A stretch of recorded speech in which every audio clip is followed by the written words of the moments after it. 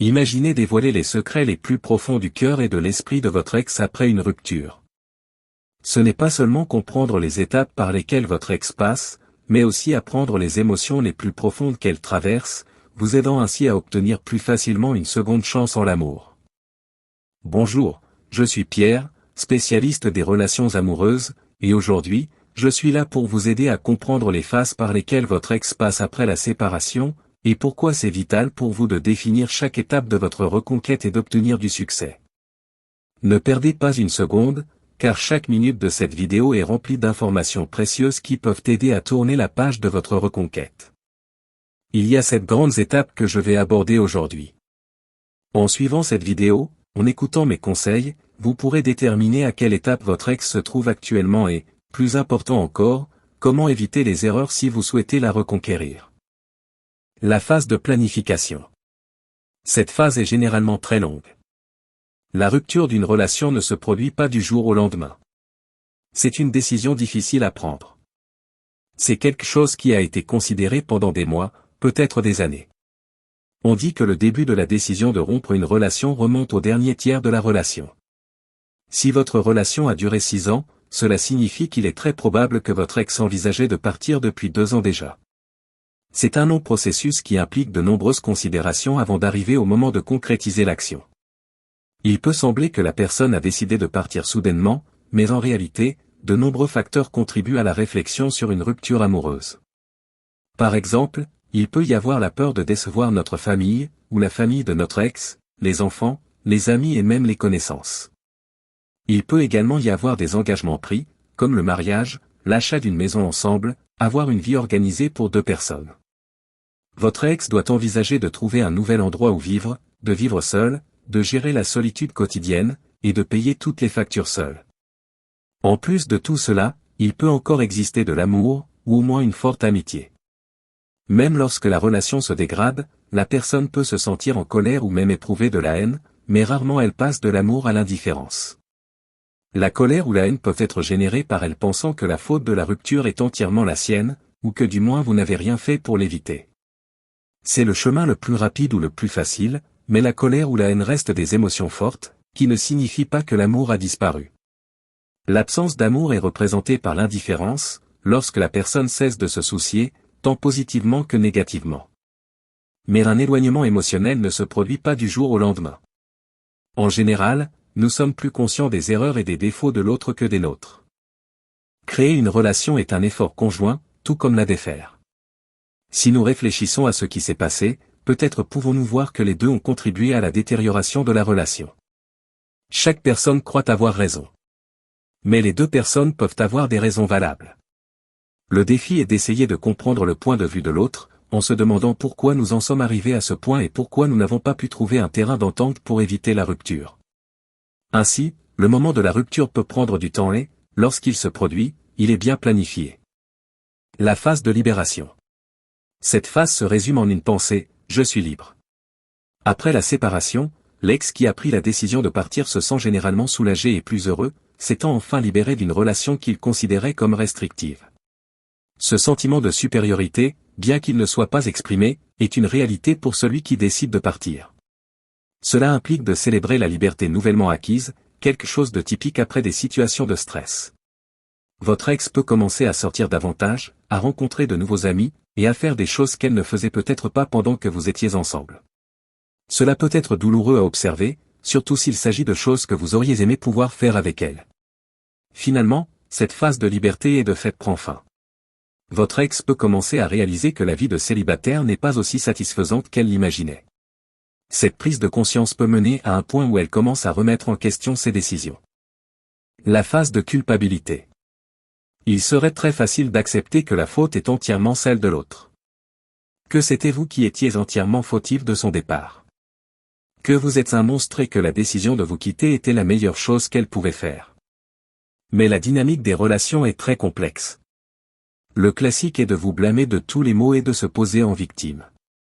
Mais quand elle commence à réfléchir profondément à cela, elle commence à voir que la faute est partagée.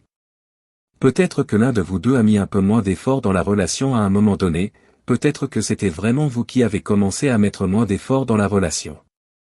Peut-être qu'il y a eu de plus en plus de crises, peut-être y a-t-il eu un détachement émotionnel de votre part. Mais au fond, elle sait probablement qu'elle a également contribué de manière égale à cette issue. Vous avez créé une relation, vous avez construit cette relation ensemble, et vous la détruisez ensemble, et souvent, étrangement, nous sommes beaucoup plus conscients des erreurs et des fautes de l'autre que des nôtres, parce qu'en réalité, nous pensons tous avoir raison. Mais nous savons aussi admettre qu'on ne vit pas des années avec quelqu'un s'il n'y a pas d'amour, s'il n'y a pas un sentiment profond, au moins une amitié forte, peut-être un amour qui s'est transformé en amitié. Mais la culpabilité commence à prendre sens. L'idée est de se mettre à la place de l'autre pour comprendre pourquoi la relation a réellement pris fin, ce qui a fait qu'ils n'ont pas pu trouver un pont qui pourrait unir leur façon de penser, pourquoi ils se sont déconnectés quelque part dans tout cela. Elle avait fantasmé que ses amis seraient incroyables.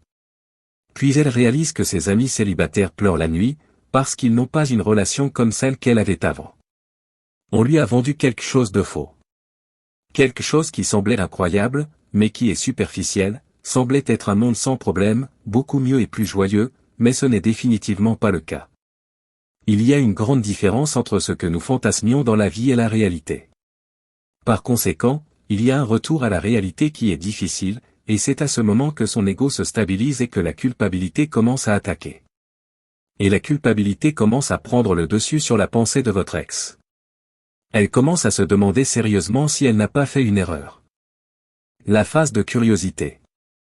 Durant la phase de curiosité, votre ex va commencer à se demander comment vous allez, surtout si vous avez commencé à faire un silence radio et à arrêter de mettre à jour vos réseaux sociaux. Que devenez-vous? Pourquoi n'y a-t-il plus de nouvelles? Car même si ce n'est pas vrai, tant que vous ne courez pas après votre ex en la suppliant de revenir, elle va commencer à penser que vous allez beaucoup mieux qu'elle. Elle commence à se demander si vous lui manquez. Si vous avez également des doutes et des culpabilités d'avoir laissé la relation se terminer. Finalement, cette phase implique des comparaisons entre la vie avec et sans vous. Votre ex pourrait regretter ses actions pendant la séparation mais craindre les complications d'un éventuel retour. Elle peut être indécise sur l'endroit où elle se sent le mieux, seule ou de retour dans la relation avec vous. Peut-être a-t-elle même rencontré des hommes qui étaient intéressants amoureusement, mais elle ne trouve pas cette connexion qu'elle avait avec vous auparavant. Alors, votre ex commence à penser qu'elle a peut-être fait une erreur en quittant la relation. La phase de reconnexion. Dans la tentative de reconnexion, votre ex peut essayer de reprendre contact de manière discrète, en surveillant vos réseaux sociaux ou en envoyant des messages sur des sujets banals. C'est un signe qu'elle tente de sentir votre ouverture à une réconciliation. Elle commence possiblement à reconsidérer sérieusement la reconnexion. Votre ex peut commencer à comparer sérieusement la vie sans vous avec la possibilité d'une réconciliation. Cette période d'introspection peut la mener à reconsidérer la valeur de la relation que vous avez partagée et à se demander si la décision de partir était vraiment la meilleure. Cependant, même avec ces reconsidérations, la reconnexion n'est pas simple. Durant les tentatives de reprendre contact, votre ex réalise qu'elle ne peut pas simplement revenir dans votre vie sans affronter des conséquences. Les actions prises pendant la période de séparation peuvent avoir créé des obstacles supplémentaires pour un éventuel retour, et l'inquiétude concernant la réaction à ces actions peut augmenter ses appréhensions. Maintenant est le moment idéal pour vous de commencer à vous rapprocher. Si vous faisiez silence radio, il est temps d'arrêter et de commencer à vous approcher. Cette phase n'est pas encore celle de lui demander de revenir. Il s'agit juste d'établir une communication pour vous rapprocher. La phase de communication. Dans cette phase, la communication entre vous peut commencer à changer. Si auparavant il était difficile de parler ou de se comprendre, maintenant il peut y avoir une plus grande ouverture. Votre ex peut montrer un intérêt renouvelé dans votre vie, poser des questions et vraiment écouter les réponses. Cela représente une tentative de réparer la relation et de mieux comprendre vos sentiments et désirs actuels. Cette communication peut inclure des discussions sur ce qui a mal tourné dans le passé et ce que chacun souhaite pour l'avenir. Comment vous pouvez travailler ensemble pour éviter que les problèmes se répètent? Cette négociation est cruciale pour établir une base solide pour une relation renouvelée. Ce sont les fondations pour construire une nouvelle relation, meilleure, et non pas simplement revenir à l'ancienne, avec tous les problèmes qu'elle avait et qu'elle continuera d'avoir si vous ne les résolvez pas avant de vous remettre ensemble. La phase de réconciliation. Comprendre ce que vous voulez dans une relation et être prêt à attendre le bon moment peut aider à garantir que toute réconciliation soit saine et satisfaisante pour les deux parties. Réaffirmer vos intentions et désirs pour la relation aide également à garantir que vous êtes tous les deux sur la même longueur d'onde et que vous travaillez ensemble pour un avenir meilleur. Enfin, si vous décidez d'avancer ensemble, il est important de commencer avec un engagement partagé de transparence, d'honnêteté et de travail continu sur la relation. Reconnaître les erreurs passées et s'engager envers le changement nécessaire renforcera la nouvelle relation et ouvrira un nouveau chapitre pour vous deux. Avec cette équation, en principe, vous avez tout ce dont vous avez besoin pour réussir. Si vous avez des questions, n'hésitez pas à les poser dans les commentaires.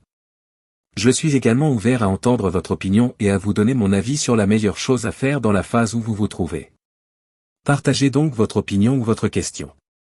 Partagez également cette vidéo et donnez-moi un « j'aime » si je vous ai aidé à un moment donné. Abonnez-vous pour ne rien manquer de mes prochains conseils. À bientôt.